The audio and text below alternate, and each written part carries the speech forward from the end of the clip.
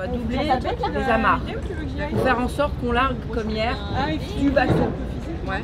Donc là, elle va sûrement avoir besoin de toi. Tu as besoin, Kate, de pédaler. Est-ce que tu te sens? C'est-à-dire qu'il va falloir monter une fois que tu as largué. Oui, ça va aller. T'es sûr, hein? Oui, oui. On est prête à partir ou pas? Oui, il passe en fait, mais j'ai bien fait de l'inertie et je me donne un coup de gaz pour lui dire qu'il faut quand même que tu ailles en partir. On est sur la dernière navigation vers votre nouveau cap. Voilà. Donc vraiment se faire plaisir. Quand vous êtes prêts, vous démarrez, vous communiquez toutes les quatre. D'accord. On ferme. Moi je suis prête. Ok, très bien. Eh ben on est paré. Tu rattrapes.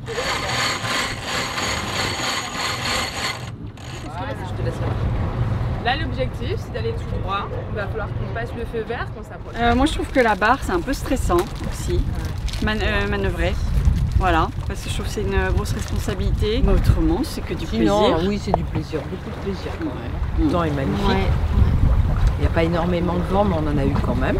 On comprend mieux le fonctionnement du bateau. Ok, c'est bon là. Merci Kate.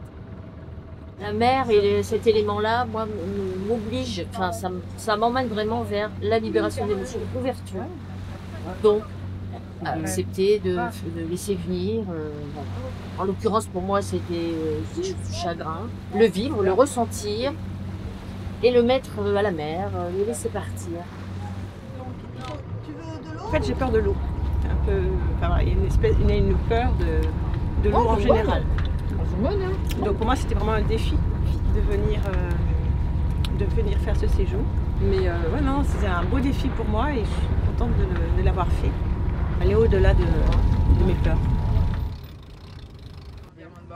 Êtes-vous paré à virer? Paré. Je vire. J'aime bien quand tu dis je vire, tu me disais hier aussi, je vire. Ouais, en tout cas, elle le dit bien.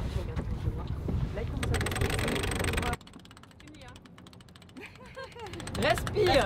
En fait, c'est le petit point le plus dur là. C'est beau? 5 cm.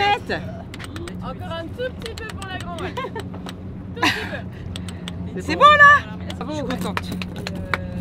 On sent que les filles se fatiguent peut-être un peu plus vite, mais du coup on s'adapte, elles vont être deux sur un rôle, alors que sur un stage classique, ils vont être tout seuls par exemple. Elles vivent des émotions et à travers le bateau, elles vivent encore d'autres émotions, elles prennent confiance en elles et du coup même en 3 jours j'ai vu l'évolution et ça c'est vraiment bien pour une monitrice de voir l'évolution de ses stagiaires comme ça, ne serait-ce que juste ce qu'elles ressentent, c'est assez fort. L'histoire du tatouage c'est pour ma maman qui est décédée il y a 4 ans d'un cancer et moi ça me redonne entre guillemets de l'espoir que cette maladie on la combat et c'est trop bien, on peut avoir une fin heureuse en fait.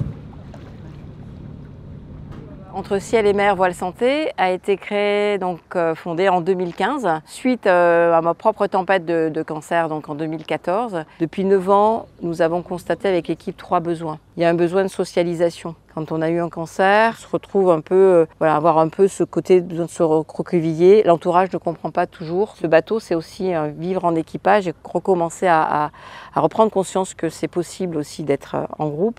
Il y a un deuxième besoin que nous avons identifié, c'est se remettre en mouvement.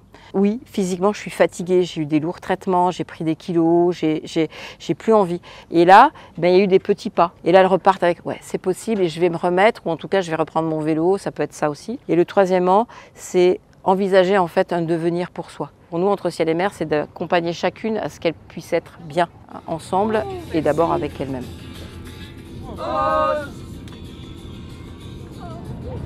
Navigatrice qu'on a là.